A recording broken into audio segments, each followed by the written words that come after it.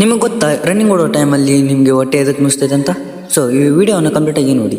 So ನಮಸ್ಕಾರ ಗುರು, ಮತ್ತೊಂದು ವಿಡಿಯೋಗೆ ನಿಮ್ಮೆಲ್ಲರಿಗೂ ಸ್ವಾಗತ. ನನ್ನ 75 ಹಾರ್ಡ್ ಡೇಸ್ ಚಾಲೆಂಜಿನ ದಿನ ಇವತ್ತಿನ ದಿನ 31. ಸೊ ಮಾರ್ನಿಂಗ್ ನಾವು ಬರ್ತೀವಿ ನಮ್ಮ ಫಸ್ಟ್ ಸೆಕ್ಷನ್ ವರ್ಕೌಟ್ ಮಾಡೋಕ್ಕೆ, ಅದುವೇ ನಮ್ಮ ಟೆರೇಸ್ ಮೇಲೆ.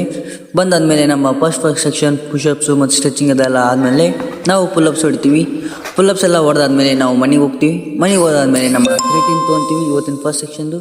ಅದಾದ ನಂತರ ನಾವು ನಮ್ಮ ಕಾಲೇಜ್ಗೆ ಹೋಗಿ ಮುಗಿಸಾದ್ಮೇಲೆ ಬರ್ತೀವಿ ನಮ್ಮ ಸೆಕೆಂಡ್ ಸೆಕ್ಷನ್ ವರ್ಕೌಟ್ ಮಾಡೋಕ್ಕೆ. ನಿಮಗೆ ಹೇಳಿದ್ನಲ್ಲ, ರನ್ನಿಂಗ್ ಓಡೋ ಟೈಮಲ್ಲಿ ಹೊಟ್ಟೆ ಅದಕ್ಕೆ ನುಸೈತಂತೆ. ಅದು ನುಸೋದು 1 hour ಮುಂಚೆನೇ ನಾವು ನೀರು ಮತ್ತು ಊಟ ಅದೆಲ್ಲ ಮಾಡಬೇಕು. ಇರಲಿಲ್ಲಾಂದರೆ ಇದೇ ಥರ ಹೊಟ್ಟೆ ನುಸ್ತೈತಿ ಮತ್ತು ರನ್ನಿಂಗ್ ಮಾಡೋಕ್ಕೆ ಬರಲ್ಲ ಮತ್ತು ವಾಮಿಟಿಂಗು ಆಗ್ಬೋದು ಒಂದೊಂದು ಟೈಮು. ಸೊ ಒಂದು ಸ್ವಲ್ಪ ಬಿ ಕೇರ್ಫುಲ್. 1 hour ಮುಂಚೆನೇ ನೀವು ಊಟ ಮಾಡಿ ಅದಾದ ನಂತರ ರನ್ನಿಂಗ್ ಹೋಗಿ. ಸೊ ಅದಾದ ನಂತರ ನನ್ನ ಥರ್ಡ್ ಸೆಕ್ಷನ್ನು ನಮ್ಮ ಸ್ಟಡೀಸ್ ಮಾಡೋಕ್ಕೆ ನಮ್ಮ ಮನೆ ಕಡೆ ನಾನು ಬರ್ತೀನಿ. ನಮ್ಮ ಸ್ಟಡಿ ಸೆಕ್ಷನ್ ಎಲ್ಲ ಕಂಪ್ಲೀಟ್ ಆದಾದಮೇಲೆ ನನ್ನ ಬಾಡಿ ಕಂಡೀಷನ್ ಇದಾಗಿರುತ್ತೆ. ಸೊ ನಾಳೆ ಸಿಗೋಣ. ಬಾಯ್ ಬಾಯ್.